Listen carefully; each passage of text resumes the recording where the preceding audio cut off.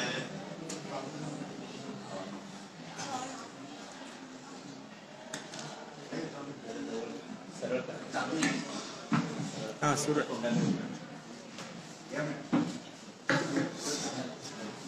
संगमेश्वर महाविद्यालय की ओर से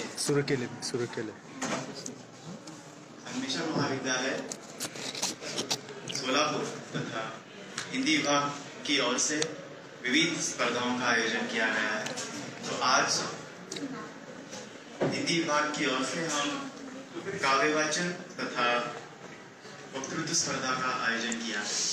तो इस कार्यक्रम के लिए प्रमुख अतिथि के रूप में हमें डॉक्टर सुचिता गायकवाड़ ये यहाँ उपस्थित हैं तथा महाविद्यालय के उप प्राचार्य तथा मराठी विभाग के प्रमुख डॉक्टर सुहास पुजारी जी, साथ ही साथ डॉक्टर सारीपुत्र उपेरी जी,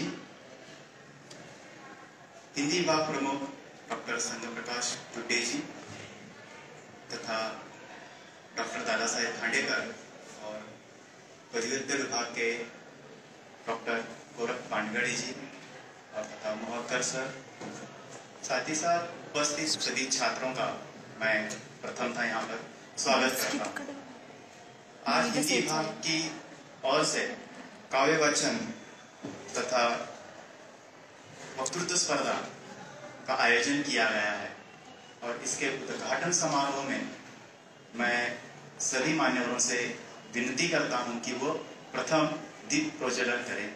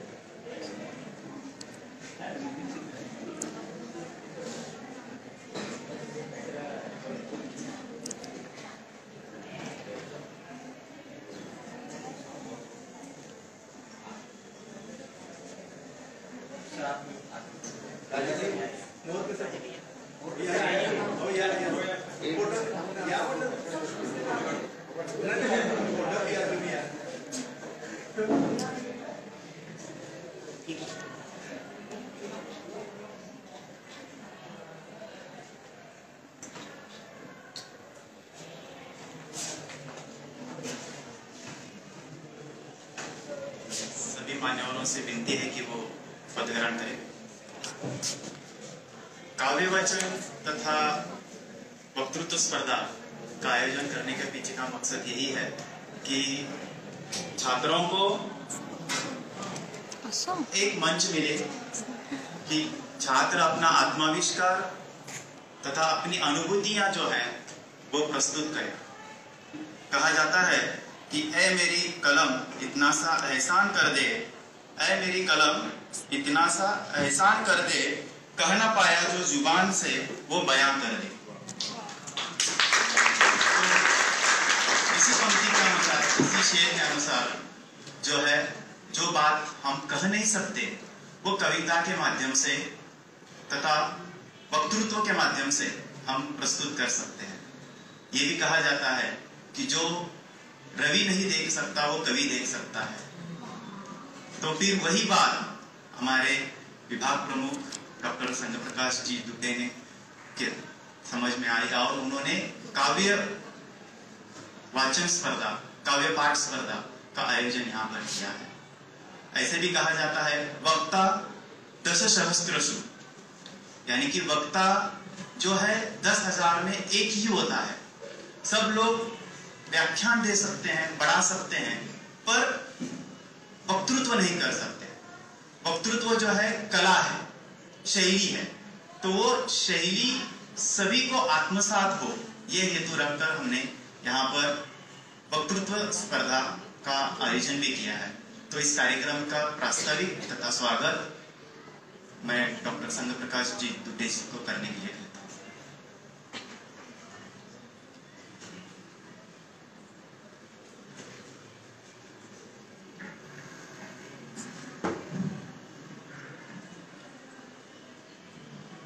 इस समारोह के सम्माननीय उद्घाटक संगमेश्वर महाविद्यालय के उप प्रधानाचार्य कला शाखा के परम श्रद्धेय हमारे मित्र डॉक्टर सुहास पुजारी जी,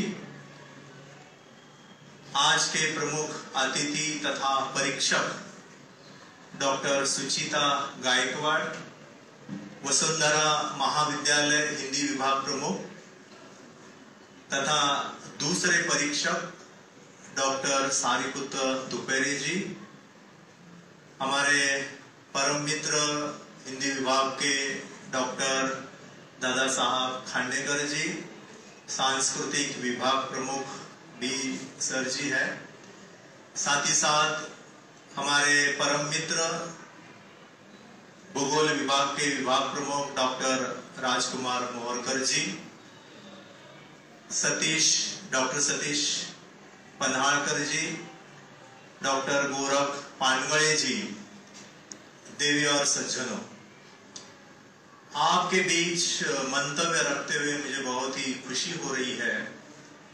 पिछले कई महीने से हम इस समारोह की तैयारी जो है कर रहे हैं और मुझे ये बात आपसे कहनी है कि छात्र जीवन में छात्रों को अलग अलग प्रतियोगिताओं में सम्मिलित होना और छात्रों के मन में जो जिज्ञासा होती है, जो भाव होता है, उसे उजागर करने का ये अल्पसा हमारा प्रयास है। आने वाले दिनों में साहित्यकार बने, लेखक बने, कवि बने, बड़े बड़े वक्ता बने और इन सारे लोगों को एक मंच उपलब्ध कराना, ये हमारा सबसे बड़ा लक्ष्य है। और उसी लक्ष्य की पूर्ति के लिए आज का ये समारोह जो है हमने रखा है। मैं आपसे बताना चाहता हूं कि हिंदी दिवस के उपलक्ष्य में भी 9 सितंबर से लेकर 14 सितंबर तक हमने अलग अलग प्रतियोगिताओं का भी हमने आयोजन किया है, जिसमें निबंध लेखन है, सुलेखन है, साथ ही साथ रील की प्रतियोगिता हम ले रहे हैं, शेरो शायरी की प्रतियोगिता हम ले रहे हैं, कहानी लेखन की हम प्रतियोगिता ले रहे हैं। इस प्रतियोगिता में भी आपको हिस्सा लेना है। मैं आप सभी प्रतिभागियों का मैं तहे दिल से मैं स्वागत करता हूं और आज इस महफिल में जितने भी सारे रंग यहाँ पे बिछड़े जाएंगे, उन रंगों का आप आनंद लीजिए। खुशी हुई तो हंस न सका, गम हुआ तो रो न सका, यही एक जिंदगी का राज है, जिसे अपना बनाना चाहा वो अपना न हो सका, ये भी एक जिंदगी का राज है। इस राज को लेते हुए आनंद लीजिए, खुशी मनाइए। इन शब्दों के साथ मैं अपनी वाणी को विराम देता हूं। धन्यवाद।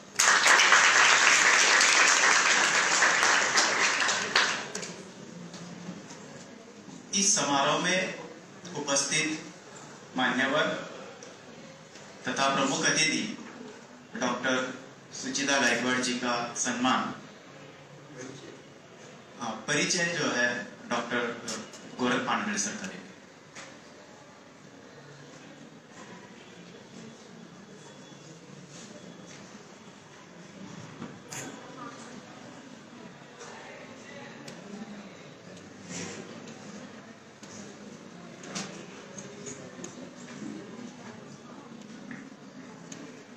धन्यवाद सतीश। आज के इस समारोह के प्रमुख अतिथि के रूप में हमारे बीच में उपलब्ध वसुंधरा कला महाविद्यालय के हिंदी विभाग के विभाग प्रमुख सम्माननीय सुचिता गायकवाड़ जी हमारे बीच उपस्थित है। बचपन में अत्यंत सामाजिक और आर्थिक सामान्य परिस्थिति में पढ़कर अध्यापिका बनने तक का एक सफर उन्होंने तय किया है। हमारे सारे हिंदी मराठी छात्रों के बीच ये एक बहुत सम्मान योग्य और महत्वपूर्ण बात है।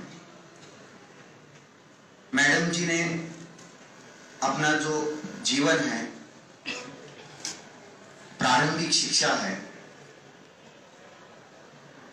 लातूर से उन्होंने प्रारंभिक जीवन आरंभ किया, प्रारंभिक शिक्षा आरंभ की और सोलापुर के वसुंधरा कला महाविद्यालय में अध्यापक के रूप में अपनी सेवा, अध्यापकी की सेवा आरंभ की। उन्होंने वहां के विभाग प्रमुख के रूप में उस महाविद्यालय को अलग अलग समारोह, अलग अलग कार्यक्रमों के माध्यम से हिंदी विभाग को बढ़ाना, हिंदी विभाग को रोशन करने का काम किया है। आपको पता है कि आज अनेक शहर में अनेक महाविद्यालय हैं, लेकिन वसुंधरा महाविद्यालय का हिंदी विभाग गायकवाड़ मैडम जी के कारण जाना जाता है। उनकी शिक्षा में प्रारंभ में उन्होंने सेट परीक्षा उत्तीर्ण की, तत्पश्चात विद्या वाचस्पति मतलब पीएचडी की उपाधि भी उन्होंने प्राप्त की। पीएचडी की उपाधि प्राप्त करते वक्त डॉक्टर शिंदे सर जी का उन्हें मार्गदर्शन मिला। मैडम जी न सिर्फ महाविद्यालय तक सीमित है, मैडम न सिर्फ महाविद्यालय तक सीमित है, प्राध्यापक हिंदी परिषद, हिंदी विकास मंच, सोलापुर में हिंदी के लिए, हिंदी के प्रचार प्रसार के लिए काम करने वाली जो संस्थाएं हैं, उन संस्थाओं में भी उनका बहुत बड़ा योगदान है। प्राध्यापक हिंदी परिषद की स्थापना में मैडम जी का बहुत बड़ा योगदान है। हम सब मिलकर हिंदी परिषद का काम करते हैं। हिंदी विकास मंच के अलग अलग समारोह लेते थे, जैसे काव्य वाचन या काव्य पाठ या वाक्चातुर्य मतलब वक्तृत्व स्पर्धाएं। इनका आयोजन हम वहां वसुंधरा महाविद्यालय में करते थे और करते हैं। इतना ही नहीं, उनका संशोधन में बहुत बड़ा काम है। उन्हें यूजीसी की तरफ से 5 लाख राशि का अनुदान मिला है संशोधन करने के लिए, और उनका विषय भी समाज के लिए अत्यंत महत्वपूर्ण ऐसा विषय है। तो हमारे बीच आज सुचिता गायकवाड़ मैडम जी उपस्थित है। हम सबका भाग्य है कि आज यहाँ परीक्षक के रूप में और प्रमुख अतिथि के रूप में हमारे बीच उपस्थित है। मैडम जी, आप सोलापुर पुण्यश्लोक अहिल्या देवी होलकर सोलापुर विश्वविद्यालय के अध्ययन मंडल की सदस्य हैं, और इसके साथ साथ अध्ययन मंडल जो भी पाठ्यक्रम बनाता है, जो हम अभी पढ़ते हैं, उनमें बहुत सक्रिय योगदान उनका रहता है। उनके अनेक लेख प्रकाशित हुए हैं, किताबें प्रकाशित हुई हैं। एक बहुत लंबी लिस्ट है उनकी किताबों में। अनेक सेमिनार में उन्होंने अपने प्रपत्र प्रस्तुत किए हैं। यूजीसी केयर लिस्ट की पत्रिकाएं हैं, उनमें उनके लेख प्रकाशित हुए हैं। अत्यंत मृदु, शांत, अपने काम के प्रति लगाव उनका एक स्वभाव है। हम उनको काफी करीब से जानते हैं। जहां भी जाइए बहुत कम बोलते हैं, कम बोलती है मैडम, लेकिन काम बहुत सुंदर होता है। मैडम जी, आप हमारे बीच उपस्थित है, ये आपका हमारा भाग्य है कि आप हमारे बीच उपस्थित है। हम संगमेश्वर महाविद्यालय की तरफ से आपका स्वागत करते हैं। हमारे दूसरे परीक्षक हमारे बीच उपस्थित है, अपने ही महाविद्यालय के मराठी विभाग के अध्यापक डॉक्टर सारीपुत्र तुपेरी जी। उनका अगर परिचय दिया जाए तो बहुत लंबा परिचय है उनका। आप छात्र उनके अध्यापन कार्य से अवगत है। हिंदी साहित्य नहीं, लेकिन मराठी साहित्य में उनकी किताबें प्रकाशित है। अध्यापन का कार्य उन्होंने किया, यूजीसी मतलब नेट, सेट, संशोधन, पीएचडी। इसके साथ साथ विश्वविद्यालय अनुदान का फेलोशिप उनको मिली है। विश्वविद्यालय अनुदान की तरफ से फेलोशिप मिली है। दलित साहित्य में उनका बहुत बड़ा कार्य है। अनेक पत्र पत्रिकाओं में उनके लेख प्रकाशित है, किताबें प्रकाशित है। वो सतत सक्रिय रहते हैं, अपने काम के प्रति निष्ठा से वो लगे रहते हैं। आज महाराष्ट्र में अनेक स्थानों पर उनको बुलाया जाता है सेमिनार में व्याख्यान देने के लिए। उनको बहुत पुरस्कार भी मिले हैं, महाराष्ट्र के अलग अलग जिले से पुरस्कार मिले हैं। शिवाजी विद्यापीठ कोल्हापुर से उन्होंने शिक्षा प्राप्त की है। अपने ही है, हमारे बीच उपस्थित है। हिंदी विभाग की तरफ से संगमेश्वर महाविद्यालय की तरफ से मैं उनका भी स्वागत करता हूं।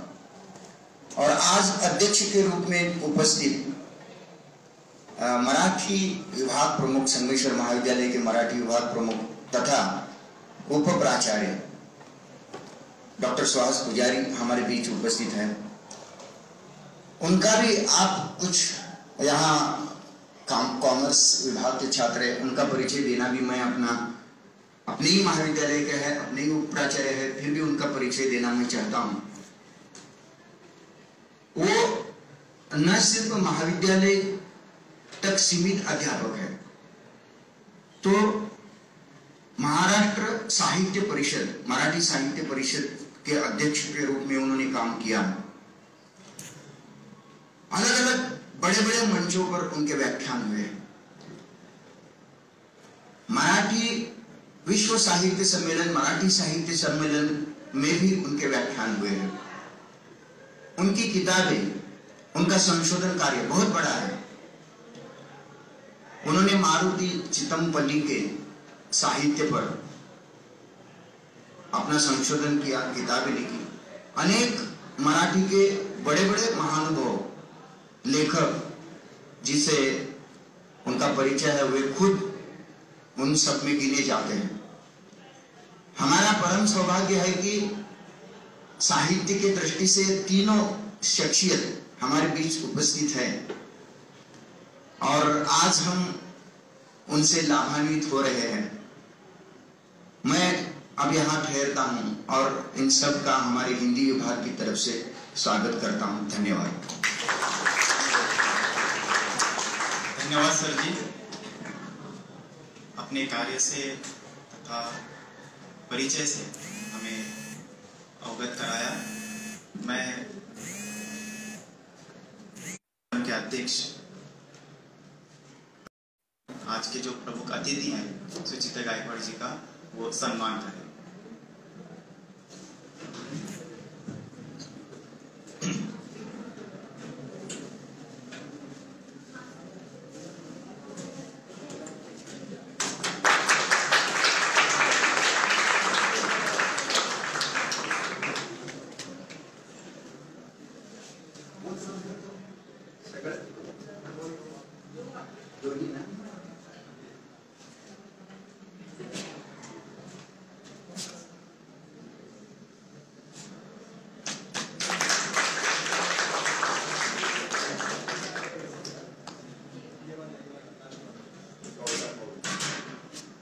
मैं डॉक्टर सुभाष पुजारी जी से फिर से विनती करता हूं कि आज के जो दूसरे परीक्षक हैं डॉक्टर सारीपुत्र तुपेरी जी, इनका भी वो सम्मान करें।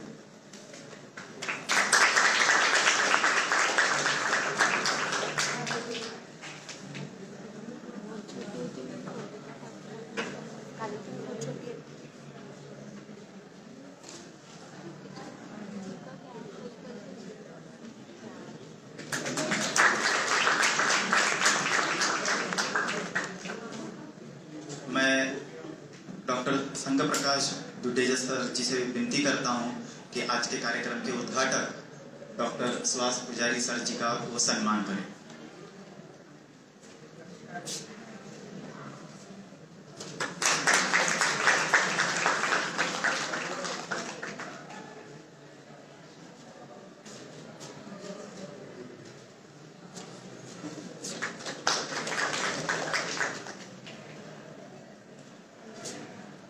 मैं डॉक्टर सुभाष पुजारी जी से विनती करता हूं कि हिंदी विभाग प्रमुख डॉक्टर संघ प्रकाश दुडे सर जी का वो सम्मान करें।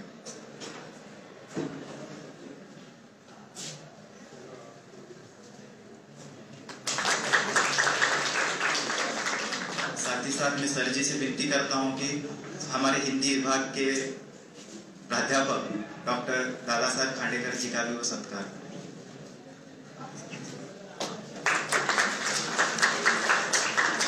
मैं सर जी से विनती करता हूं कि भूगोल विभाग प्रमुख के डॉक्टर मोहरकर सर, इनका भी वे सत्कार करें।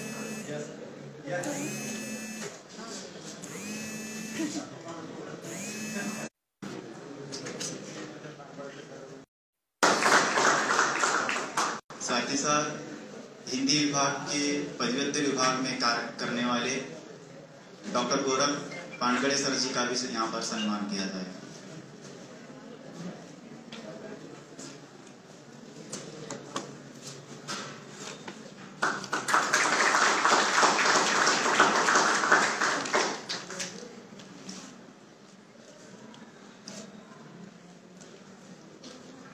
अपने पदव्युत्तर विभाग के अध्यापक सतीश बनारस जी का सत्कार करने के लिए मैं दुडे सर जी को कह रहा हूं।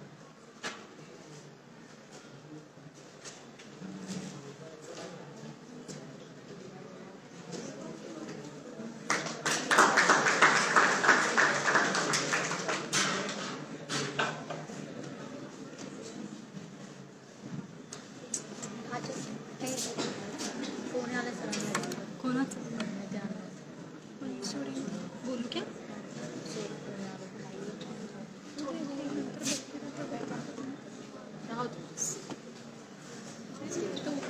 मित्रों, कहा जाता है कि कवि और कायनात के बीच एक जंग जारी है।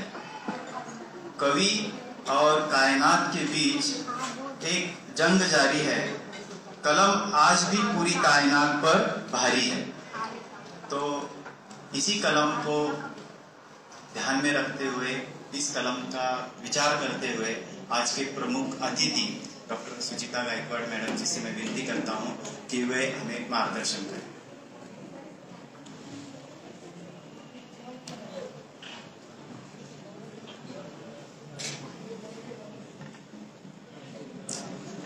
संगमेश्वर महाविद्यालय स्वायत्त सोलापुर के हिंदी विभाग द्वारा आयोजित आज की काव्य प्रतियोगिता एवं वक्तृत्व प्रतियोगिता का जो आयोजन किया गया है, इसके लिए सबसे पहले आपके हिंदी विभाग को और महाविद्यालय को ढेर सारी शुभकामनाएं, बधाइयाँ। हिंदी विभाग के अध्यक्ष पहले समारोह के अध्यक्ष डॉक्टर पुजारी सर, डॉक्टर दुड्डे सर, अध्यक्ष हिंदी विभाग की खांडेकर सर, तुपेरे सर, उपस्थित पीजी विभाग के पंडागड़े सर, पन्हाड़कर सर, मोहरकर सर, यहाँ पर जो आज की प्रतियोगिता का आयोजन किया गया है और वो भी साल के प्रारंभ में किया गया है, यह बहुत ही अच्छी बात है। यहाँ पर सर जी को, खांडेकर सर जी को एक बात बतानी है कि मेरा परिचय थोड़ा सा ज़्यादा ही कर दिया है, इतना कुछ नहीं है, बस नहीं बहुत अधिक किया है। मैं कुछ इतनी बहुत बड़ी नहीं हूँ, या मेरा इतना बड़ा भी योगदान नहीं है। बस हिंदी के प्रति जो भी कुछ कार्यक्रम होते हैं या जो हमारा विषय है, उस विषय को बढ़ाने की दृष्टि से जहाँ कहीं भी कार्यक्रम होते हैं या जहाँ कहीं विभिन्न प्रकार की गतिविधियाँ होती हैं, उनमें सक्रिय रूप से योगदान देने का मेरा प्रयास रहता है। और आपका जो महाविद्यालय ये प्रयास कर रहा है इसी तरह से हिंदी को बढ़ावा देने की दृष्टि से, साथ ही हिंदी के जो छात्र हैं वे आगे बढ़ें। हमारे समाज में या हमारे राष्ट्र में एक प्रकार की अभी एक बात चल रही है कि आर्ट्स की तरफ मत जाइए, या फिर करना है तो बस साइंस में या दूसरा कुछ कीजिए, ऐसा ही हो रहा है। और इस दृष्टि से हमारी संख्या भी कम होती जा रही है। तो ये जो आज का प्रयास है हिंदी विभाग की ओर से किया जा रहा है, ये बहुत ही अच्छा प्रयास है। छात्रों की आंखें खोलने की दृष्टि से ये एक प्रकार का कार्यक्रम या ये जो सप्ताह आयोजित किया गया है, इसकी दृष्टि से ये महत्वपूर्ण है। ये इसलिए है क्योंकि जो प्रतियोगिताएं आयोजित होती हैं, जैसे कि अभी आज की जो काव्यवाचन प्रतियोगिता है, वाक् चातुर्य या वक्तृत्व प्रतियोगिताएं हैं, इनके माध्यम से छात्रों की प्रतिभा संपन्नता का विकास होता है। छात्रों में जो गुण होते हैं उनको बढ़ावा देने की दृष्टि से ये बहुत ही आवश्यक है। हम देखते हैं कि ज़्यादातर जो छात्र होते हैं वो कविता लिखते हैं, उनमें कविता के प्रति बहुत अधिक रुचि होती है, परंतु बोलने से डरते हैं। लिखते तो बहुत ज़्यादा है, मैं देखती हूँ हमारे कॉलेज में भी हम हिंदी साहित्य मंडल का उद्घाटन करते हैं, ऐसे ही विभिन्न प्रकार की प्रतियोगिताओं का आयोजन करते हैं। साथ ही इन प्रतियोगिताओं के माध्यम से एक बात सामने आती है कि जो छात्र रोजगार प्राप्त करना चाहते हैं, आर्ट्स के छात्रों के लिए यह प्रतियोगिता उसका एक उत्तम उदाहरण है। काव्यवाचन प्रतियोगिता ये सिर्फ काव्यवाचन तक सीमित नहीं है, या वाक् चातुर्य प्रतियोगिता ये सिर्फ वाक् चातुर्य तक सीमित नहीं है। आगे बढ़े आप रोजगार की दृष्टि से इन क्षेत्रों में भी आए, इस दृष्टि से इन प्रतियोगिताओं का महत्व है। काव्य के माध्यम से आप कहाँ कहाँ रोजगार की उपलब्धि कर सकते हैं, तो आप सभी को पता है कि फिल्मों के गीत सुनना तो सभी को पसंद है, लेकिन वो गीत लिखने के लिए कितनी मेहनत करनी पड़ती है, वो गीत लिखने वाले लेखकों को, गायकों को कितने सारे रुपए मिलते हैं, इन सब की कल्पना आप नहीं कर सकते हैं। ये जो मंच मिला है आपको, ये इसी दृष्टि से महत्वपूर्ण है कि आप कविता लिखें, एक गीतकार बने, लेखक बने। बोलने की दृष्टि से भी ये प्रतियोगिता जो रखी गई है, वाक् चातुर्य प्रतियोगिता या वक्तृत्व प्रतियोगिता, ये अत्यंत महत्वपूर्ण प्रतियोगिताएं हैं। इन प्रतियोगिताओं के माध्यम से छात्र मंच पर आकर बोलने का साहस कर पाते हैं। नीचे बैठकर तो हर कोई बोलता है, लेकिन यहाँ आकर बोलने का साहस इस प्रकार की प्रतियोगिताओं के माध्यम से छात्रों में जागरूक होता है, उनकी विभिन्न प्रकार की कलाओं का विकास होता है। ये एक प्रकार से एक मंच दिया गया है आपके व्यक्तित्व विकास की दृष्टि से, जो आप करना चाहते हैं उसके लिए एक अच्छा मंच यहाँ पर हिंदी विभाग ने उपलब्ध कराया है। हमारे समाज में हम देखते हैं कि बेरोजगारों की संख्या बढ़ती जा रही है, खासकर आर्ट्स के छात्र कहते हैं कि नौकरी नहीं मिल रही है। आप अगर सही दृष्टि से प्रयास करेंगे तो नौकरी जरूर मिलेगी, रोजगार जरूर मिलेगा, बस सही दिशा में कदम उठाने की आवश्यकता है। आज के ज़माने में सोशल मीडिया का एक ऐसा जरिया है जिसके माध्यम से आप कम समय में अपनी प्रतिभा का परिचय दे सकते हैं।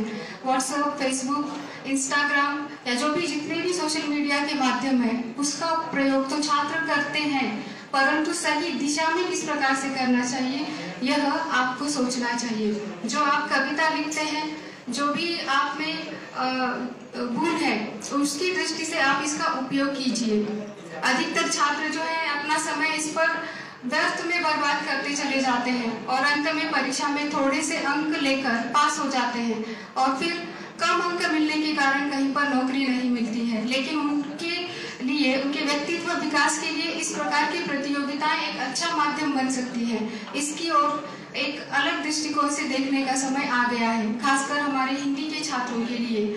इस प्रकार की प्रतियोगिताओं में वे अच्छी तरह से सक्रिय रूप में सहभाग लें। हिंदी विभाग के जरिए जितने भी कार्यक्रम होते हैं, सांस्कृतिक गतिविधियां होते हैं, उनसे एक अच्छे कलाकार के रूप में आप अपना आप अपनी एक पहचान बना सकते हैं, आप अपना एक नया अस्तित्व बना सकते हैं।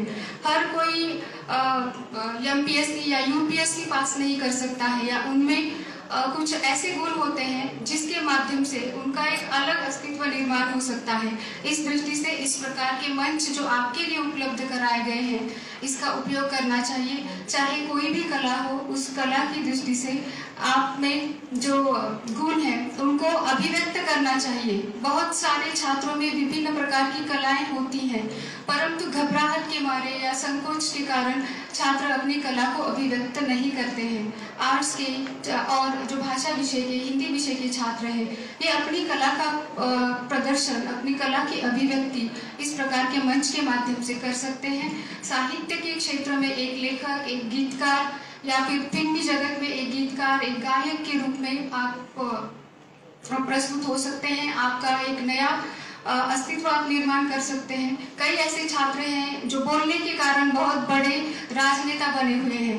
हमारे ही कॉलेज के या हमारे ही संस्था के अध्यक्ष, संस्थापक अध्यक्ष, ये जो अपना हिंदी आज इथं परीक्षक म्हणून उपस्थित असलेल्या हिंदी विषयाच्या प्राध्यापिका डॉक्टर सुचिता गायकवाड, आमच्या मराठी विभागातील प्राध्यापक डॉक्टर सारीपुत्र तुपेरे, सांस्कृतिक विभागाचे प्रमुख डॉक्टर दादासाहेब खांडेकर, इथं उपस्थित असलेले भूगोल विभागाचे प्रमुख डॉक्टर राजकुमार मोहरकर, प्राध्यापक पन्हाळकर, प्राध्यापक पानगळे आणि वक्तृत्वावर, काव्यावर, कलेवर प्रेम करणारे आपण सर्वजण विद्यार्थी, गेला आठवडा तुम्ही हा स्पर्धेचा आठवडा म्हणून अनुभवला असेल। संगमेश्वर महाविद्यालयामध्ये विविध स्वरूपाच्या स्पर्धांचं आयोजन या आठवड्यात केलं गेलेलं आहे। जवळपास 30 प्रकारातील कला प्रकारातील स्पर्धा होत आहेत आणि विशेष म्हणजे प्रत्येक स्पर्धेला विद्यार्थ्यांनी भरभरून चांगला प्रतिसाद दिलेला आहे, उत्साहानं प्रतिसाद दिलेला आहे। मुळात संगमेश्वर कॉलेजची परंपराच तशी आहे। या कॉलेजमध्ये स्पर्धा किंवा असे उपक्रम हे आजकाल होत आहेत असं नाहीये, तर जवळपास 70 वर्षाहून अधिक अशी परंपरा या महाविद्यालयाची। अनेक स्पर्धा या महाविद्यालयामध्ये आयोजित केलेल्या आहेत, अनेक स्पर्धक या महाविद्यालयानं पाहिलेले आहेत आणि स्पर्धकातून कलावंत घडताना देखील अनेक या महाविद्यालयानं पाहिलेले आहेत। उत्तम वक्ते देखील या महाविद्यालयानं अनुभवलेले आहेत। तुम्हाला माहित असेल, मराठी विभागाचे माजी विभाग प्रमुख डॉक्टर निर्मल कुमार फडकुले हे नाव मराठी वक्तृत्वासाठी केवळ महाराष्ट्रातच नव्हे तर महाराष्ट्राच्या बाहेर देखील ओळखलं जायचं। शैलीदार वक्तृत्व कसं असावं, विचारसंपन्न वक्तृत्व कसं असावं, याचा एक उत्कृष्ट असा वस्तुपाठ त्यांच्या व्याख्यानातून वगैरे मिळायचा। असे वक्ते या महाविद्यालयात प्राध्यापक म्हणून होते। अनेक उत्तम वक्ते जे आज ओळखले जातात। एवढंच कशाला, राजकारणातले लक्ष्मणराव ढोबळे ते त्यांच्या भाषणासाठी जास्त प्रसिद्ध झाले, ते सुद्धा या संगमेश्वर महाविद्यालयाचे विद्यार्थी होते। मला हे का सांगावं वाटतंय, तर अशा उपक्रमशीलतेतूनच असे नवे वक्ते घडत असतात, नवे कवी घडतात। काव्याचा गुण त्यांच्यामध्ये असेल तर त्याला पैलू पाडण्याचा प्रयत्न अशा वेगवेगळ्या उपक्रमातून, स्पर्धांमधून केला जातो। मी हे महाविद्यालय उपक्रमशील आहे असं म्हणतोय, केवळ या आठवड्यातच नाहीये, तर पुढला आठवडा, पुढला महिना सुद्धा तुम्हाला हे चित्र दिसेल। उद्या मराठी विभागाचा एक कार्यक्रम आहे, स्त्री जीवन आणि माझे लेखन या विषयावरचं व्याख्यान आहे। प्रत्यक्ष स्त्रियांमध्ये जाऊन ज्यांनी काम केलेलं आहे अशा एका लेखकानं आपले अनुभव सांगायचं ठरवलेलं आहे. त्याची योजना आम्ही केलेली आहे. येत्या रविवारी महाराष्ट्र साहित्य परिषद आणि मराठी विभाग संगमेश्वर कॉलेज यांच्या संयुक्त विद्यमानं श्रावणधारा नावाचा काव्य वाचनाचा कार्यक्रम होणार आहे. आणि वेगवेगळ्या महाविद्यालयातले, केवळ सोलापुरातले नव्हे, सोलापूर जिल्ह्यातले नव्हे, तर बाहेरच्या महाविद्यालयामधले सुद्धा विद्यार्थी त्यात सहभागी होणार आहेत. म्हणजे रविवारचा दिवस देखील आम्ही सुट्टीचा दिवस ठेवलेला नाहीये. कवितेच्या धारा त्या दिवशी देखील या महाविद्यालयामध्ये बरसत राहणार आहे. आणि या कवितेच्या धारांमध्ये त्या दिवशी अवघे विद्यार्थी चिंब भिजणार आहे. त्याच्यानंतर सांगतो तुम्हाला 9 ते 14 तारखेपर्यंत हिंदी विभागाच्या तर्फे वेगवेगळ्या स्पर्धा आहेत. आणि 13 सप्टेंबरला संगमेश्वर महाविद्यालयाची ज्यांनी स्थापना केली ते संस्थेचे संस्थापक आदरणीय कर्मयोगी अप्पासाहेब काळादी यांच्या जयंती प्रित्यर्थ आंतर महाविद्यालयीन उत्स्फूर्त वक्तृत्व स्पर्धेचं आयोजन करण्यात आलेलं आहे. म्हणजे किती वेगवेगळे उपक्रम आहेत पहा. एवढी संधी कुठे आहे मला सांगा. मला वाटतं ही एक सुवर्ण संधी आहे. आणि त्याचं एक प्रतिकात्मक चिन्ह म्हणून आमच्या दुड्डे सरांनी सगळा सोनेरी करून टाकलेला सगळा कार्यक्रम. सगळ्या त्यांच्या भेटवस्तू सोनेरी आहेत, पुस्तक सोनेरी आहेत, सगळे जग सोनेरी करून टाकलंय त्याने. तर असं हे सगळं आहे. इतकी सुंदर अशी ही सगळी योजना आहे ती विद्यार्थ्यांसाठी आहे, लक्षात घ्या. आणि विद्यार्थ्यांनी त्याचा पुरेपूर लाभ उठवला पाहिजे. या गोष्टी जाचक मानण्याचं काही कारण नाहीये. या हितकारक आहे, तुमच्या शिक्षणासाठी आहे, तुमच्या व्यक्तिमत्वाला पैलू पाडण्यासाठी आहे. किंबहुना तुमच्यामध्ये जो एक वेगळा स्पार्क असतो त्याला फुलवण्याचं काम अशा स्पर्धा करतात, असे उपक्रम करतात. आता आणखीन एक महत्वाची गोष्ट सांगतो. स्पर्धेमध्ये सहभागी होणारे बरेच विद्यार्थी आहेत, पण काही विद्यार्थी केवळ ऐकण्यासाठी येत आहेत. त्याविषयी देखील मी आनंद व्यक्त करतो. सगळेच काही स्पर्धक नसतात, सगळेच काही वक्ते असतात असं नाहीये. पण उत्तम श्रोता असणं देखील अतिशय महत्वाचं आहे.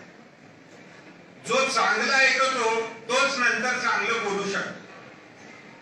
शिवाजीराव भोसले यांनी एका व्याख्यानामध्ये असं म्हटलं होतं की मी महाविद्यालयीन जीवनामध्ये मोठमोठ्या वक्त्यांचे विचार फक्त ऐकत होतो आणि म्हणून मी आता बोलू शकतो.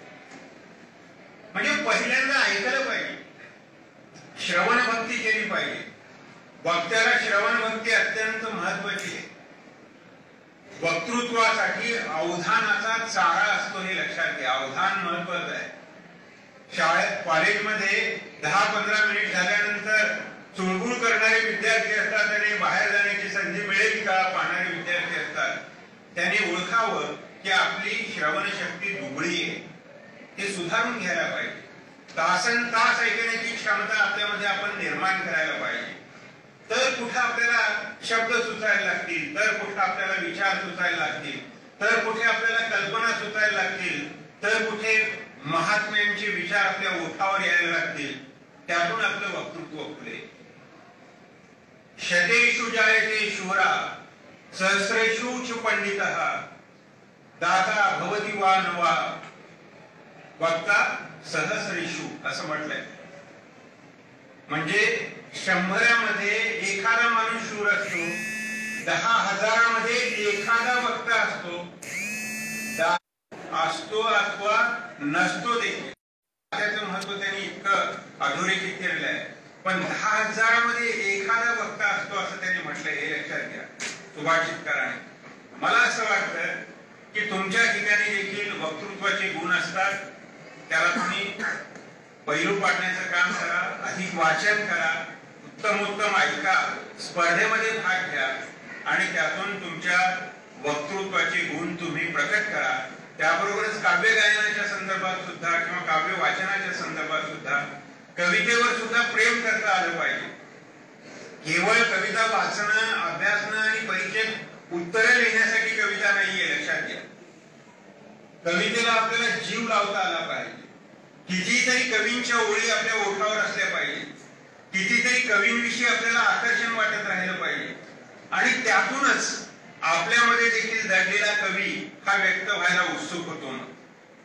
आणि म्हणून मला असं वाटतं की अशा उपक्रमातून तो देखील संस्कार अनेक विद्यार्थ्यांच्या मनावर होईल आणि त्यासाठी म्हणून ही स्पर्धा आहे.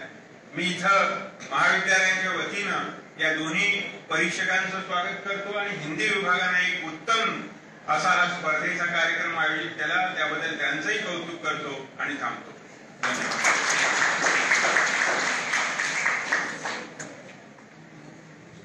धन्यवाद सर. निश्चितच हमारे जो छात्र हैं इनको आगे बढ़ने की, साथ ही साथ आने वाले समय में काव्य स्पर्धा हो या अपनी जो अभिव्यक्ति देनी है, जहां जहां भी अभिव्यक्ति देने का अवसर मिलेगा वहां पर अभिव्यक्ति देने का प्रयत्न, कोशिश हमारे छात्र निश्चित रूप से करेंगे, ऐसा मैं छात्रों की ओर से अब आपको वचन देता हूं. और इस कार्यक्रम का आभार तथा कृतज्ञता करने के लिए हमारे छात्र जय शेख को यहाँ पर आमंत्रित करता हूं. और हाँ, इस उद्घाटन सत्र का केवल यहाँ पर समारोह होगा, इसके उपरांत जो है जब काव्य स्पर्धा और वक्तृत्व स्पर्धा संपन्न होगी उसका पारितोषिक वितरण इसी हॉल में होने वाला है. तो इस उद्घाटन सत्र का समारोह तथा कृतज्ञता ज्ञापन करने के लिए हमारे छात्र जय शेख को यहाँ पर आमंत्रित करता हूँ और मैं डॉक्टर सतीश बनाड़कर आपसे विदा लेता हूँ. धन्यवाद.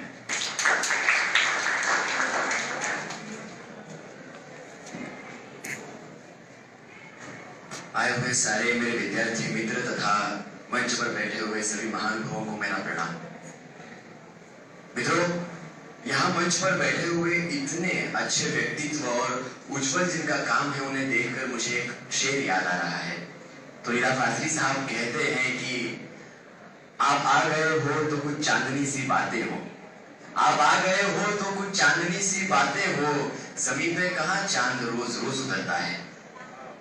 अभी मान्यवर पुजारी सर ने कहा कि आज का कार्यक्रम सुनहरा कार्यक्रम है, लेकिन मैं मानता हूं कि आप सभी की उपस्थिति ये सोने पे सुहागे वाली बात है.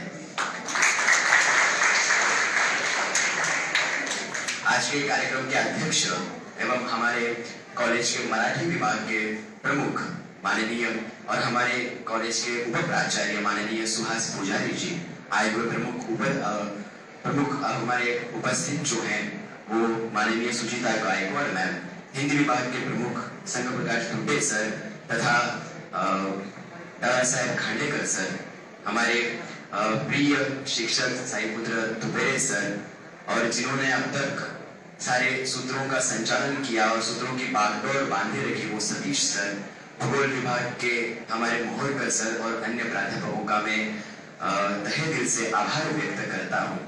और मेरे मन में उतनी उत्सुकता है आने वाली स्पर्धाओं के लिए जितनी आप सभी के मन में है, इसलिए मैं आपका ज्यादा वक्त व्यतीत न करते हुए अपने वाणी को यहाँ पे विराम लगाता हूँ और आप सभी का तहे दिल से आभार व्यक्त करता हूँ. धन्यवाद.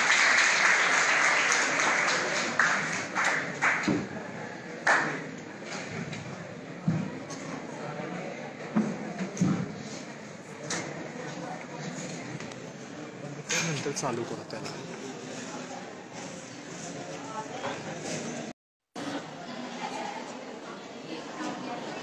इकडे इकडे थांबा असं.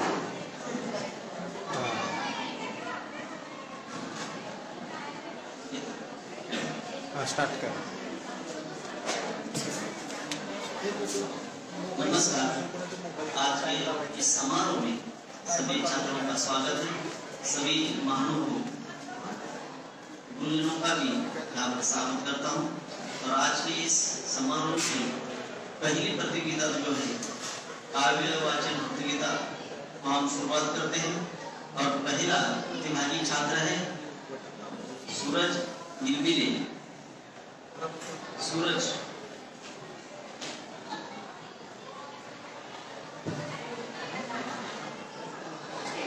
दूसरा प्रतिभागी है राज कोरे,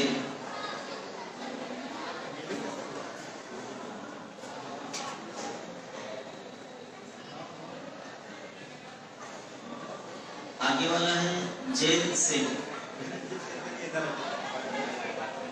पथनाट्याला काहीतरी केलं असेल जे आहे ते नंतर परत ऍड करू नका। गायत्री मित्रे, पथनाट्यात केली। आदर्श कुन्नू, आदर्श गेलं की बाहेर काजल शर्मा, जे आहे ते आहे।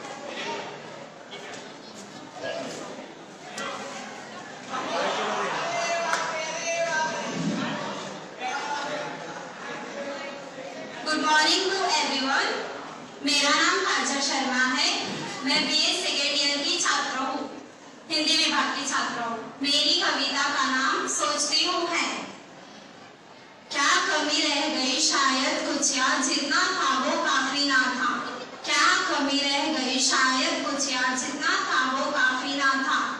नहीं समझ पाई तो समझा दिया होता, नहीं समझ पाई तो समझा दिया होता। यार जितना समझ पाई वो काफी ना था, यार जितना समझ पाई वो काफी ना था।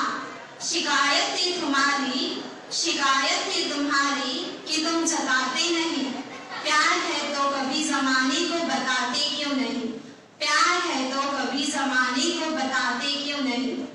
अरे मोहब्बत की क्या मैं नुमाइश करती, अरे मोहब्बत की क्या मैं नुमाइश करती। मेरी आंखों में जितना तुम्हें नजर आया, मेरी आंखों में जितना तुम्हें नजर आया, क्या वो काफी नहीं था, क्या वो काफी नहीं था। सोचती हूँ कि क्या कमी रह गई, क्या जितना था वो काफी नहीं था। सोचती हूँ कि क्या कमी रह गई, क्या जितना था वो काफी नहीं था।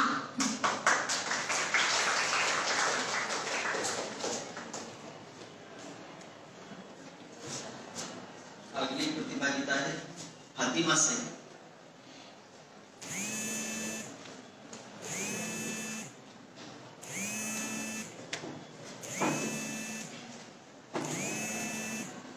Good morning everyone. मेरा नाम फातिमा शेख है। मैं हिंदी विभाग की छात्रा हूँ। मेरी कविता का हिम्मत मगर न छोड़ो तुम, हिम्मत मगर न छोड़ो तुम। नहीं कृपा की भीख मांगो, नहीं कृपा की भीख मांगो। कर न दीन बन जोड़ो तुम। बस ईश्वर अल्लाह पर रखो भरोसा, बस ईश्वर अल्लाह पर रखो भरोसा। पाठ प्रेम का पढ़े चलो, जब तक जान बनी हो तन में, जब तक जान बनी हो तन में। तब तक आगे बढ़े चलो, तब तक आगे बढ़े चलो।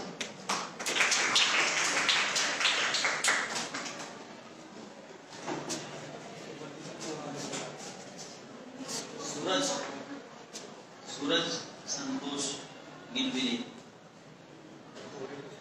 कोरे,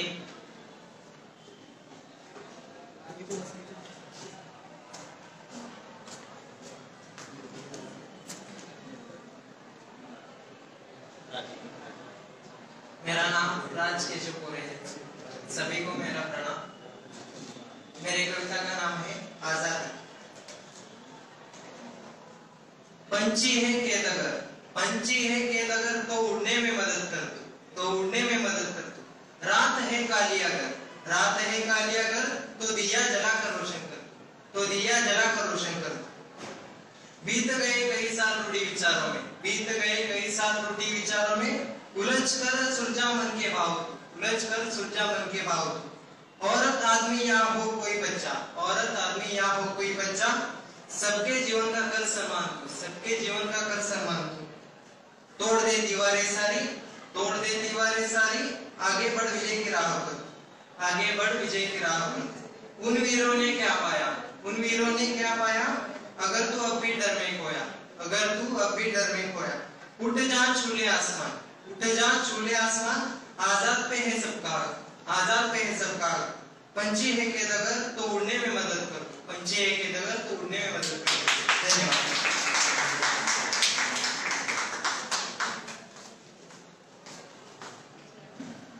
आदर्श कुरेलू,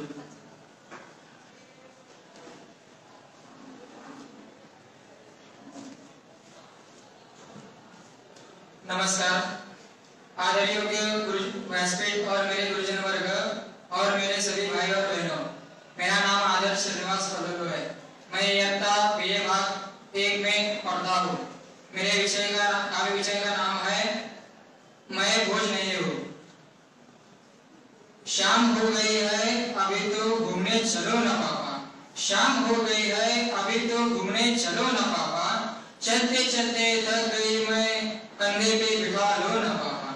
चलते चलते थक गई मैं कंधे पे बिठा लो ना पापा।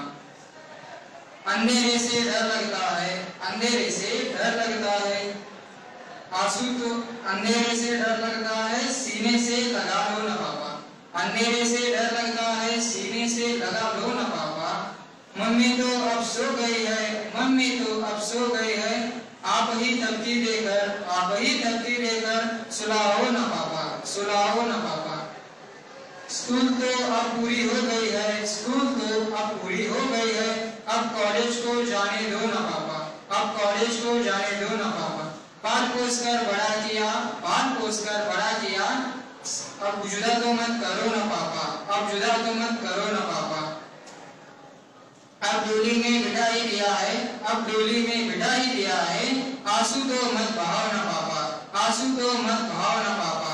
आपकी मुस्कुराहट अच्छी है, आपकी मुस्कुराहट अच्छी है। एक बार मुस्कुराओ ना पापा, एक बार मुस्कुराओ ना पापा।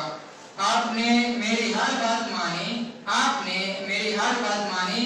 एक बात और मान जाओ ना पापा, एक बात और मान जाओ ना पापा। इस धरती पर बोझ नहीं मैं, इस धरती पर बोझ नहीं मैं। दुनिया को समझाओ ना पापा, दुनिया को समझाओ ना पापा। धन्यवाद।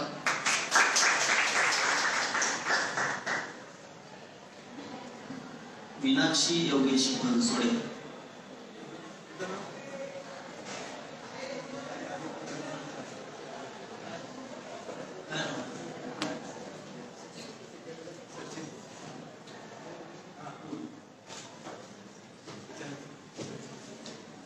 गुड मॉर्निंग, मेरा नाम मीनाक्षी योगेश बनसोडे।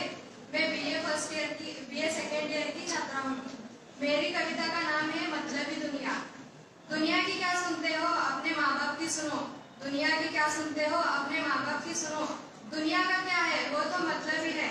अच्छा करो तो शामिल हो जाती है, अगर गलती करो तो नीचा दिखा देती है। माँ बाप तो वो शख्सियत है जो जिंदगी भर बच्चों का साथ देती है। अगर गलती से भी गलती करो तो माफ कर देती है, तो सही राह भी दिखा देती है। क्या रखा है इस मतलबी दुनिया में, मदद की जरूरत हो तो पीछा करती है, हमारी जरूरतों में अकेला छोड़ जाती है। सपने पूरे करने हैं तो शौक से करो। दुनिया के बारे में क्या सोचते हो, दुनिया का क्या है, उसका तो काम ही है दूसरों की सफलता पे चलना। जिंदगी में किसी को पूछना है तो माँ बाप को पूछो, जिंदगी में किसी को पूछना है तो माँ बाप को पूछो, क्योंकि माँ बाप के चरणों में ही तो जन्नत होती है। इसीलिए तो कहती हूँ, दुनिया की क्या सुनते हो, अपने माँ बाप की सुनो। तुम्हें जन्नत भी मिलेगी और सफलता तुम्हारे कदम भी चूमेगी। धन्यवाद। सचिन पुरी।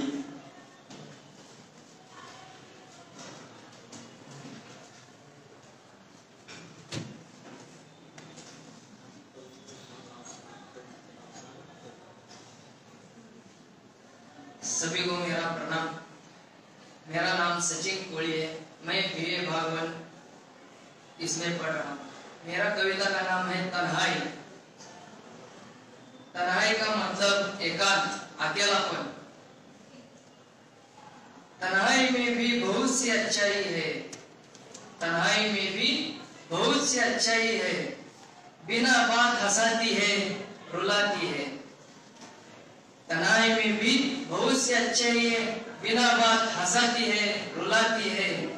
बड़े बड़े ख्वाब दिखलाती है, क्योंकि तन्हाई में भी बहुत सी अच्छाई है। अपने आप से मिलवाती है, अपने आप से मिलवाती है। जिंदगी जीने का तरीका सिखलाती है, अपने आप से मिलवाती है। जिंदगी जीने का तरीका सिखलाती है।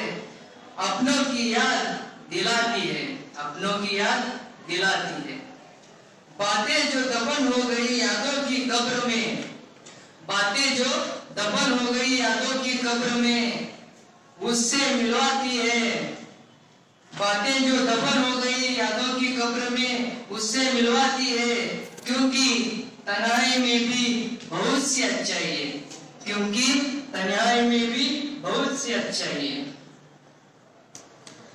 ख्यालों के मझधार में डुबोती है, ख्यालों के मझधार में डुबोती है, खुद पर भरोसा करना सिखलाती है। ख्यालों के मझधार में डुबोती है, खुद पर भरोसा करना सिखलाती है, क्योंकि तन्हाई में भी बहुत सी अच्छाई है, क्योंकि तन्हाई में भी बहुत सी अच्छाई है।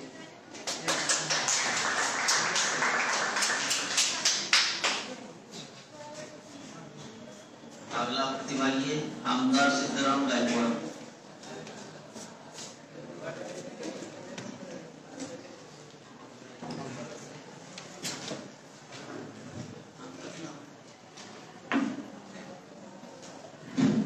नमस्कार, मैं आमदार गायकवाड़।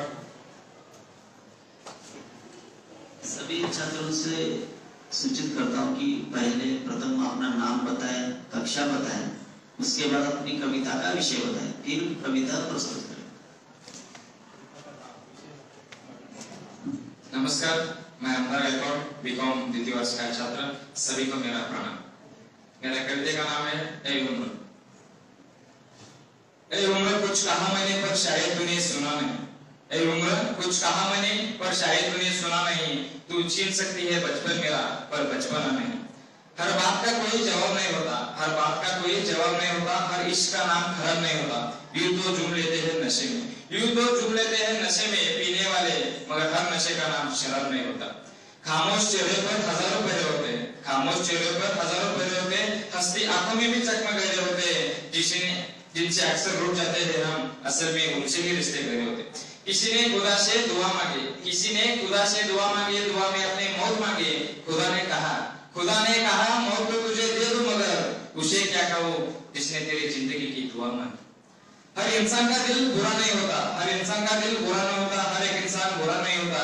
बुझ जाते हैं दिए कभी दिल की कमी से, बुझ जाते हैं दिए कभी दिल की कमी से, मगर हर बार का सुख हवा का नहीं होता, हर बार का सुख हवा का नहीं। धन्यवाद।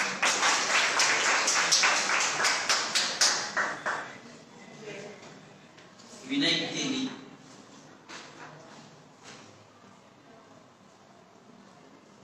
रोशनी लांडगे,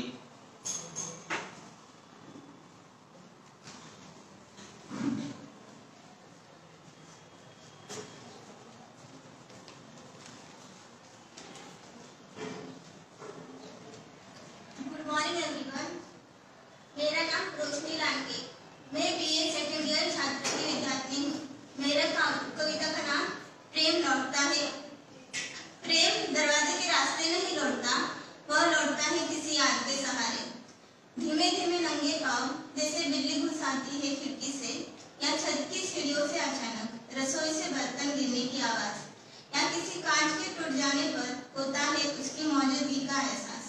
ठीक वैसे ही प्रेम लौटता है, धीमे से, कभी कभी खिड़की के पर्दे बदलते वक्त, या कपड़ों का रंग चुनते वक्त, या किसी शाम दोपहर चाय छिड़कते वक्त, या किसी गाने के बज जाने पर अचानक। कभी कभी वह लौटता है किसी पसंदीदा फिल्म के बीच में, नायक और नायिका के मधुर संवाद बजकर। न दिन न तारीख न कोई घोषणा, वह चुपके से आ बैठता है कंधे पर किसी छुअन की तरह। सिहरन बन दौड़ जाता है पूरे शरीर में, वह किसी नीरस शाम के सबसे अकेले समय में। उपन्यास की पंक्तियों के बीच उंगली रख देता है और ले जाता है अपने साथ। स्मृतियों की पगडंडी पर उल्टे पांव किसी की आवाज से टूटती है सपना, और किताब अम्मी पर लगी जो मेरे बुकमार्क किए पन्नों के पर। प्रेम लौट किसी जाने पहचाने इत्र की खुशबू में। ठीक है, ठीक है।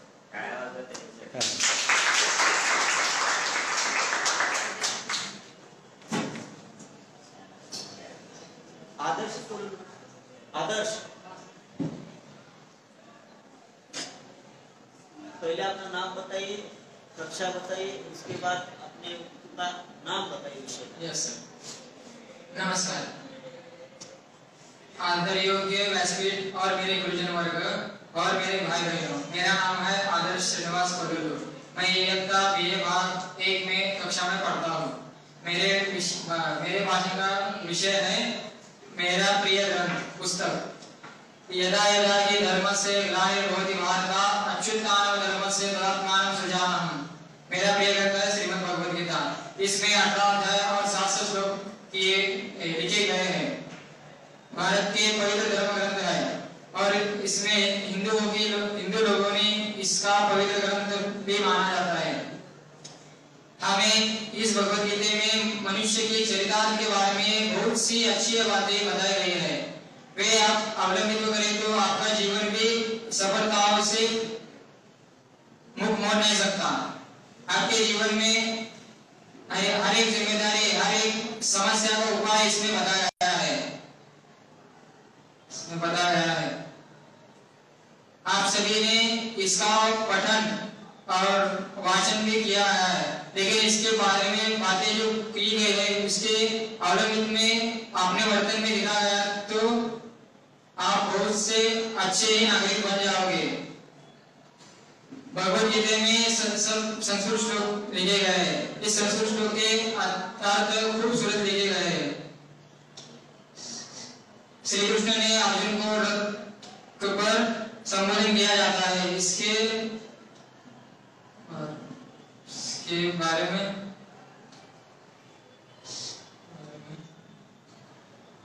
धन्यवाद।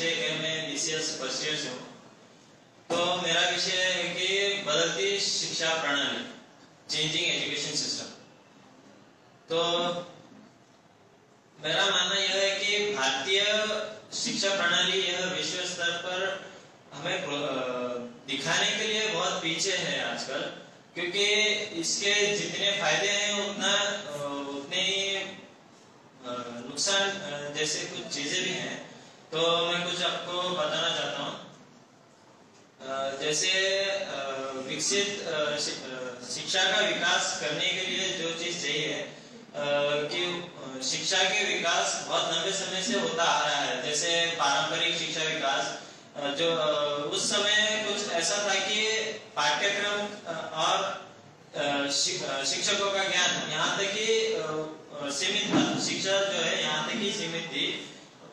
उस वक्त विद्यार्थियों का कुछ व्यक्तिगत को नजरअंदाज किया जाता था। तो आजकल तकनीकियों का शिक्षा में बहुत कुछ उपयोग हो रहा है। जैसे कृत्रिम बुद्धिमत्ता, AI, artificial intelligence, VR, virtual reality, इन सब का शिक्षा के प्रति बहुत कुछ उपयोग है जो शिक्षा को उत्साहित बनाते हैं, जिससे विद्यार्थियों को बल्कि आलस जैसी कुछ चीजें होती हैं उनसे हमें उत्साह भी मिलता है और कुछ नई चीजें सीखने के लिए भी मिलती हैं।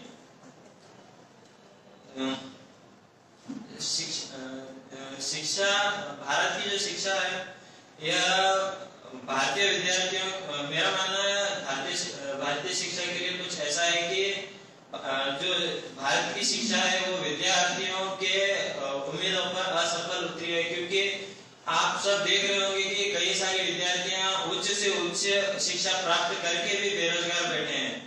जब उन्हें 15 साल 16 साल अपने जीवन के शिक्षा में डालकर कोई रोजगार नहीं मिल रहा है तो शिक्षा में कुछ ना कुछ उन्नति होनी चाहिए, जिससे हमें रोजगार भी मिले, शिक्षा भी मिले और ज्ञान भी मिले।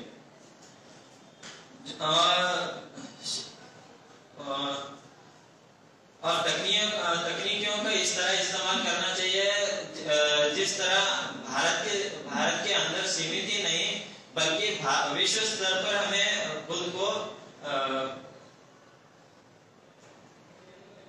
को साबित करना आना चाहिए। कि हमें विश्व स्तर के संस्कृतियों का भी ज्ञान होना चाहिए, भाषाओं का भी ज्ञान होना चाहिए, ताकि कल जब हम उनसे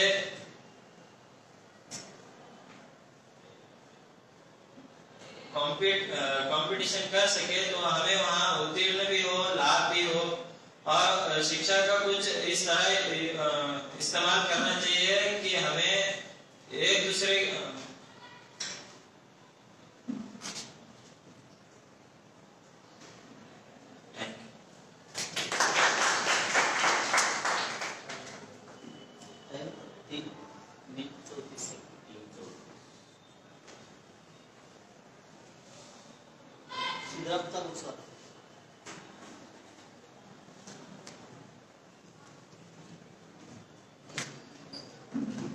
गुड मॉर्निंग, मेरा नाम सिद्धाराम चौबसर है। मैं BCS फर्स्ट ईयर का स्टूडेंट हूँ। मेरा विषय है पुस्तकों का महत्व। पुस्तक हमारे जीवन में एक महत्वपूर्ण कार्य निभाता है। पुस्तकों से हमें प्रेरणा मिलती है। पुस्तक यानी कि हमारे सगे दोस्त की जैसा होता है। पुस्तकों के बारे में हम कितना भी जाने उतना कम होता है। पुस्तक हमारे जीवन में अथवा हमारे लाइफ में जितना आगे बढ़ सकते हैं उतना भी कम है। हमारी लाइफ में जो भी स्टेज है उस समय तक हम उस किताब को पढ़ सकते हैं। किताबों का इस्तेमाल पूर्व काल से किया जा रहा है। पुस्तक हमारे जीवन में एक महत्वपूर्ण कार्य दर्शाता है अथवा हमारे कार्य में जो भी समस्या है उसमें अपनी समस्या पूछ कर सकते हैं। अपने जो भी समस्या है अथवा कुछ भी परेशानी है उससे हल ढूंढ सकते हैं। बड़े बड़े जो बढ़ चुके डॉक्टर APJ अब्दुल कलाम अथवा अनेक इत्यादि जो आदमी है, बड़े बड़े उद्योगपति, उनके नाम पर भी पुस्तक रचित किया गया है कि उनकी एक नाम की प्रेरणादायक पुस्तक बन सकती है। जैसे आप भी अपनी एक कार्य को बढ़ा सकते हैं, अपने काम के लक्ष्य को बढ़ाकर अपने नाम का एक किताब बना सकते हैं। धन्यवाद। एक मिनट 28 सेकंड। अंसारी घोष।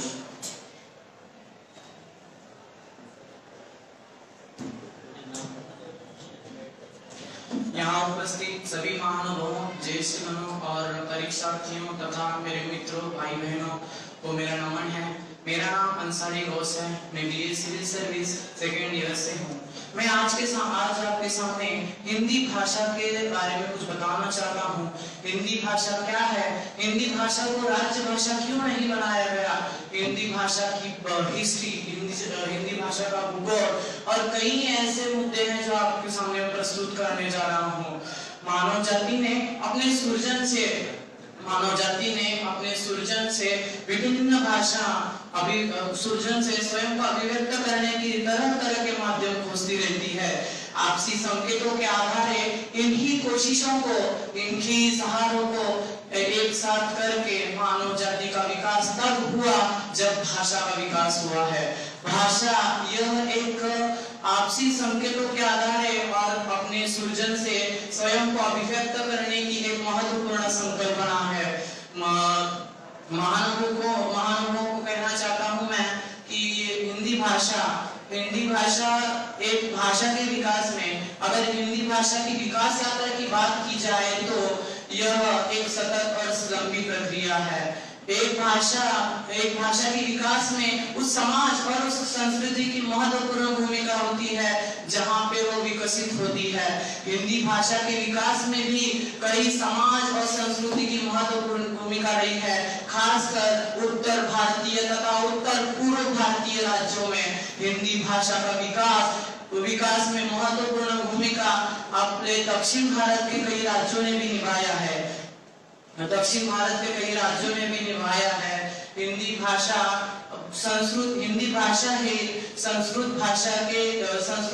एक प्राचीन भाषा है। संस्कृत भाषा के विविध कालखंडों में हिंदी भाषा का विकास हुआ। संस्कृत भाषा के विविध कालखंडों में भी हिंदी भाषा की उल्लेखना है। हिंदी भाषा की कालखंड की बात की जाए तो ईस्वी सन 1300 से ईस्वी सन 1550 तक हिंदी भाषा को विकास हुआ। यह पुरानी हिंदी थी, मगर पुरानी हिंदी से ही आधुनिक हिंदी का पाया रचा गया है। संस्कृत भाषा से अवहट्ट, संस्कृत भाषा से अवहट्ट, अवहट्ट से अपभ्रंश, अपभ्रंश से पुरानी हिंदी, पुरानी हिंदी से आधुनिक हिंदी, ऐसे सतत प्रक्रिया चालू रही है। इस सतत प्रक्रिया को भारतीय राजाओं तथा समाज सेवकों ने आश्रय दिया था। आजाद हिंदी भाषा की संवैधानिक तौर पर बात की जाए तो भारत के संविधान में राज्य भाषा कोश भाग 5 भाग 6 भाग 17 में हिंदी भाषा को राज्य भाषा बनाने का घोषित किया गया है।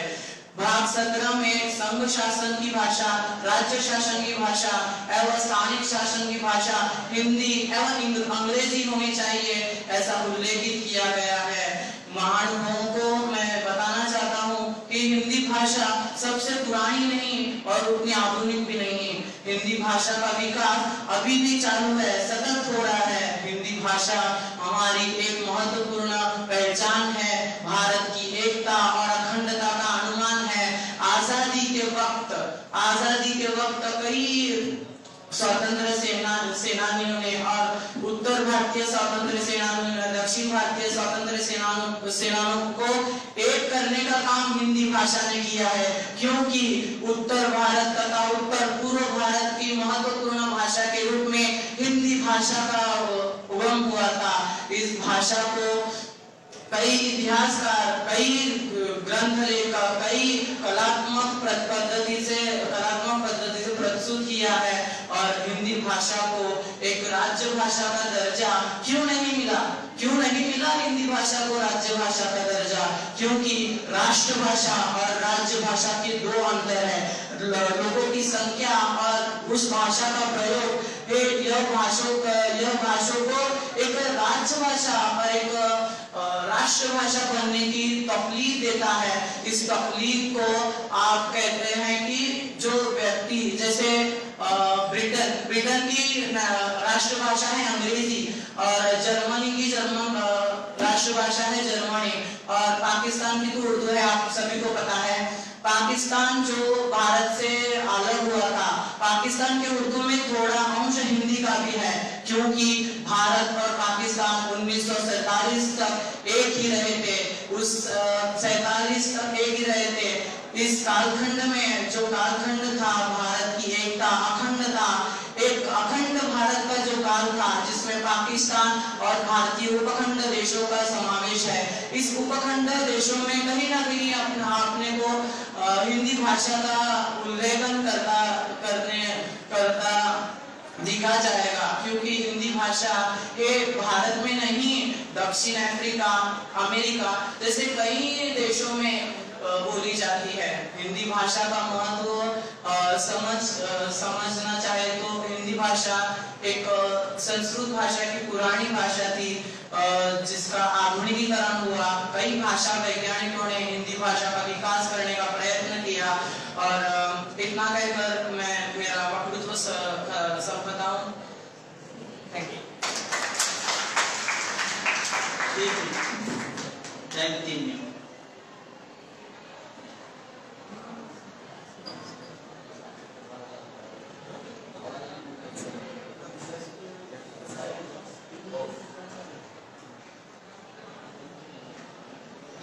और कोई है प्रतिभागी?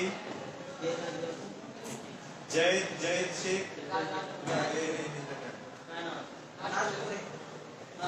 राजपुरी।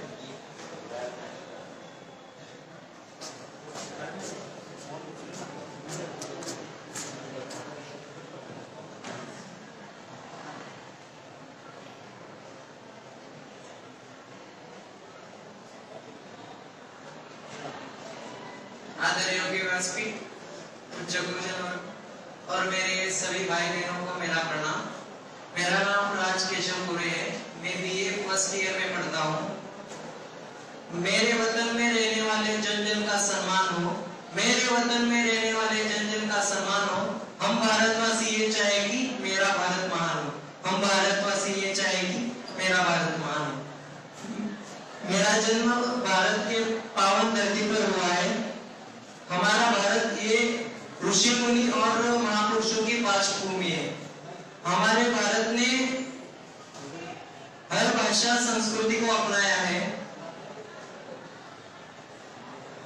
हमारा भारत कश्मीर से लेकर कन्याकुमारी तक एक है। हमारे भारत में कई जाति जमाती के लोग रहते हैं।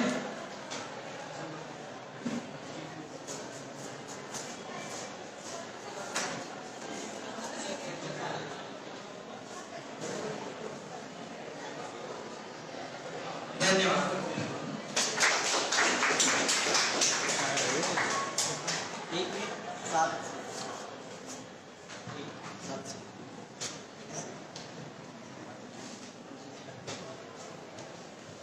और कोई है?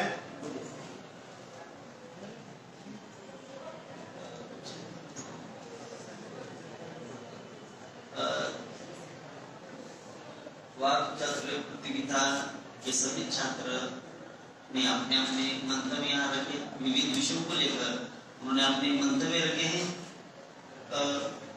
सभी छात्रों को सूचित किया जाता है कि वो अपनी जगह पर रहे, क्योंकि थोड़ी देर में इस प्रतियोगिता के निकाल जो है होंगे और पुरस्कार भी इसी समय होंगे, तो सभी छात्र यही होंगे।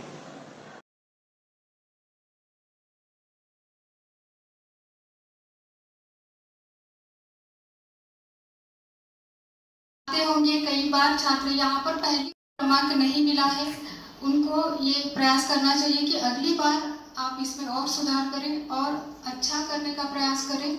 यही एक संदेश है और सभी को बहुत सारी शुभकामनाएं। यहाँ पर जो क्रमांक निकाले गए हैं विचार पद्धति के लिए, विषय का आकलन के लिए, प्रस्तुतिकरण, भाषा शैली, इन सब के आधार पर क्रमांक निकाले गए हैं। किसी एक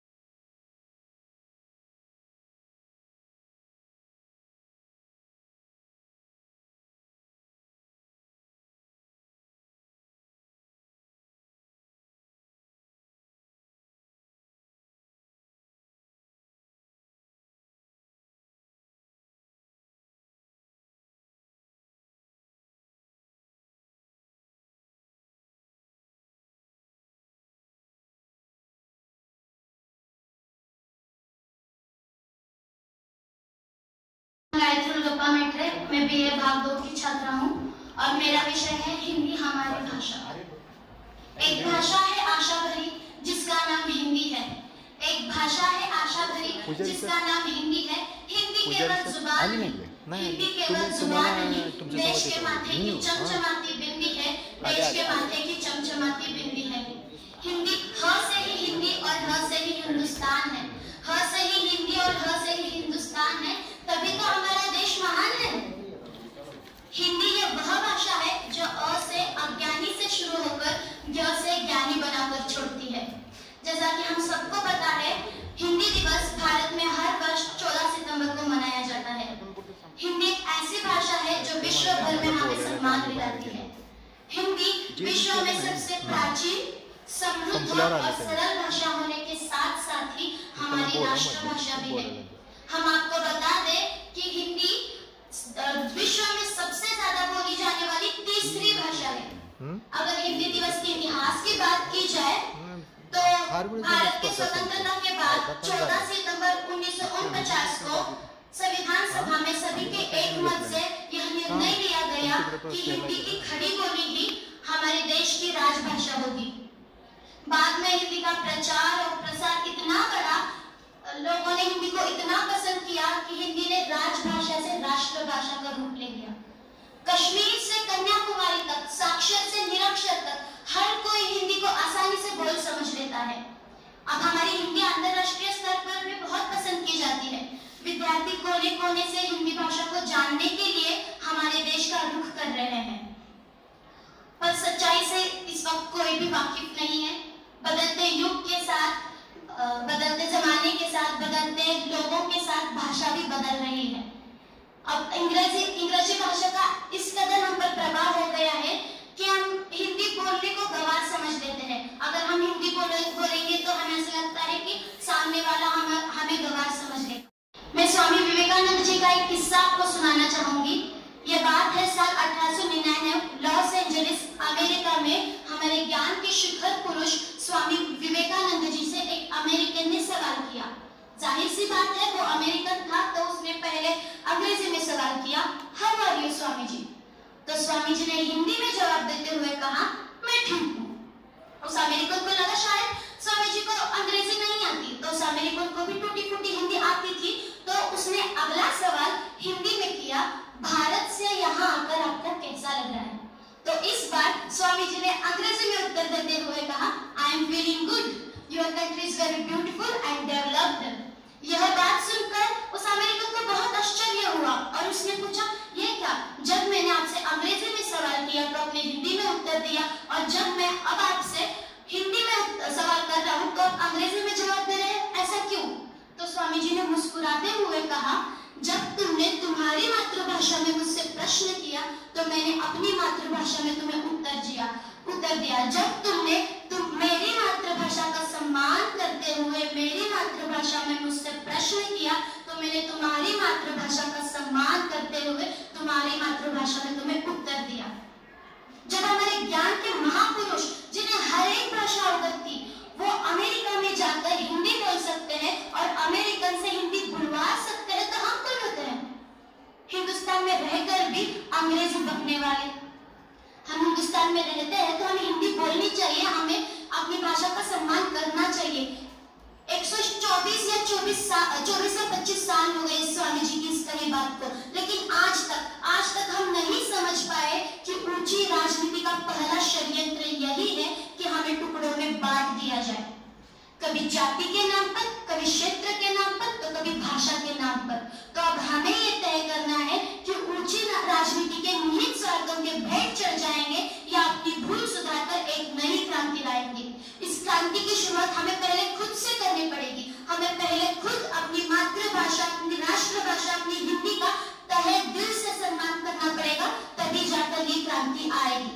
अंत में मैं सिर्फ इतना कहना चाहूंगी, जन जन की भाषा है हिंदी, भारत की आशा है हिंदी। जन जन की भाषा है हिंदी, भारत की आशा है हिंदी। जिसने पूरे देश को है जोड़ा, जिसने पूरे देश को है जोड़ा, वो मजबूत धागा है हिंदी, वो मजबूत धागा है हिंदी। धन्यवाद। कि घूमे केसर की घाटी तक, चले हिमालय की वादी तक। कि घूमे केसर की घाटी तक, चले हिमालय की वादी तक, उत्तराचल के देवालय तक, मेघों के गढ़ मेघालय तक, भगवा कचरी से मल्हार तक, घूमे यूपी से बिहार तक, चले असम की बागानों तक, झारखंड के खादानों तक, अरुणाचल के घने जंगल तक, त्रिपुरा के उज्जैन महल तक, चलो खनिजों के भंडारों तक, छत्तीसगढ़ के बंजारों तक। आओ हम सब भारत घूमे, इसकी पावन रज को चूमे, इसकी पावन रज को चूमे। नमस्कार मित्रों, हिमालय की वादियों से लेकर रामेश्वरम की लहरों तक, अरबी समुद्र से लेकर पंजाब की खाड़ी तक फैला हुआ मेरा विराट भारत देश और उसके पोलादी संविधान को शतशः नमन करके मैं ज़ैद अबुल हसन शेख आप सभी के सामने मेरा भारत महान इस विषय पर अपने कुछ ख्याल, अपनी सोच, अपने विचारों को साझा करने के लिए यहाँ पे खड़ा हूँ। मैंने जब ये विषय पढ़ा कि मेरा भारत महान, तो मेरे मन में एक ही सवाल आया। वो सवाल गूंजता रहा और वो सवाल के गूंज में मुझे एक बहुत ही बड़ा सदमा और खतरा दिखाई दिया, और वो था कि मेरा भारत देश महान है, था या होगा।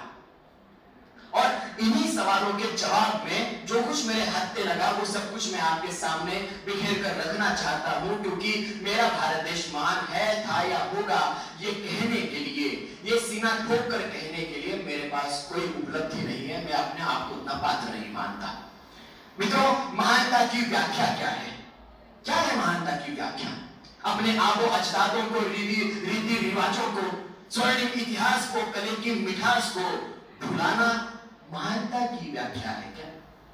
सरहद में बहते खून को, खेत जोतते जुनून को, महिलाओं के सम्मान को, पीड़ित दलित जनमान को पैरों के तले रौंदना, उन पे जुल्म ढाना, ये महानता है। अगर ये महानता है तो इसका भागीदार मैं नहीं हूं। मित्रों, मेरा भारत, किसानों का देश भारत, विश्व गुरु भारत, युवाओं का, जवानों का खेत भारत आज किस राह पे चल रहा है?